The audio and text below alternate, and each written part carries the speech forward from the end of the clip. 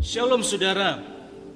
Hari-hari ini kita orang percaya dimanapun di muka bumi ini sedang memperingati akan pencurahan Roh Kudus.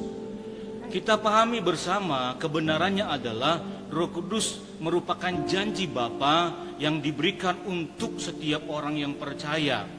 Dan yang perlu kita ketahui dan perlu kita pahami kebenarannya adalah Roh Kudus sebagai janji Bapa sudah digenapi di Yerusalem, yang sudah dialami oleh murid-murid dan setiap orang yang percaya yang hadir pada saat itu. Jadi Roh Kudus itu sudah dinyatakan, sudah digenapi dan dialami oleh setiap orang yang percaya. Lalu bagaimana dengan kita? Yang harus kita pahami, yang harus kita percaya juga, saat kita percaya Yesus sebagai Tuhan dan Juru Selamat, saat itu juga kita sudah dipenuhi, kita sudah dimeteraikan oleh Roh Kudus. Lalu pertanyaannya adalah, untuk apa atau tujuan Roh Kudus memenuhi kehidupan kita sebagai orang yang percaya?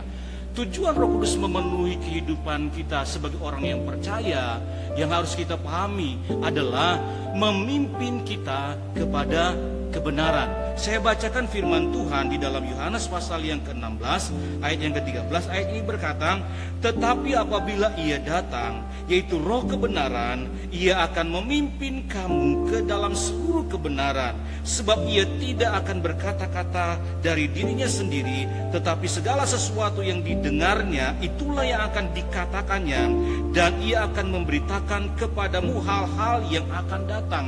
Jadi ayat ini sangat jelas menyatakan kepada kita bahwa Roh Kudus yang ada dalam kehidupan kita, yang memenuhi kehidupan kita sebagai orang percaya, akan memimpin kita kepada seluruh kebenaran, ke dalam seluruh kebenaran itu. Nah, pertanyaannya, apakah yang dimaksud dengan seluruh kebenaran atau di dalam seluruh kebenaran itu? Firman Tuhan katakan, atau Yesus mengatakan sendiri dalam Yohanes pasal yang ke-14 ayat yang ke-6, dia berkata di sana, Yesus berkata, "Akulah jalan kebenaran."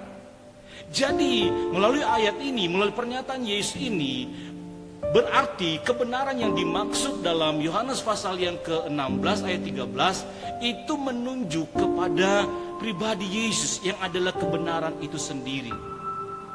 Dan yang harus kita pahami, yang harus kita mengerti, tanpa Roh Kudus memenuhi hidup kita, tanpa Roh Kudus menuntun hidup kita, memimpin hidup kita, kita tidak akan memahami kebenaran itu sendiri. Kita tidak akan mengenal pribadi Yesus sendiri. Saya bacakan firman Tuhan dalam Efesus pasal yang pertama ayat 17. Firman Tuhan ini berkata, ini adalah merupakan doa Paulus kepada jemaat dan kepada kita orang percaya.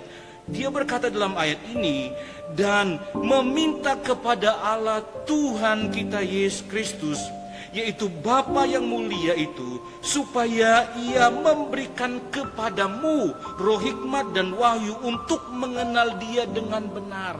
Jadi jelas bahwa Roh Kudus inilah akan membawa kita kepada kebenaran, artinya memimpin kita untuk kita benar-benar mengenal, mengerti, memahami Yesus itu sebagai kebenaran.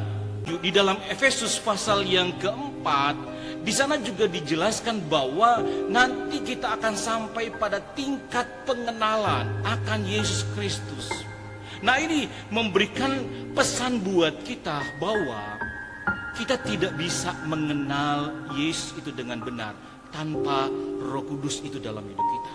Itu sebabnya dengan segenap hati, dengan segenap jiwa kita memberi hidup kita mau dipimpin oleh Roh Kudus. Dan saya percaya kalau Roh Kudus memimpin hidup kita, maka Roh Kudus itu akan membawa kita kepada pengenalan yang sesungguhnya tentang Yesus itu. Kita akan mengenal Yesus sepenuhnya dalam hidup kita. Maka saya percaya kita menjadi orang-orang Kristen yang dewasa, kita menjadi orang-orang Kristen yang merdeka, kita menjadi orang-orang Kristen yang penuh dengan kemenangan. Sebab firman Tuhan katakan, kita lebih daripada pemenang.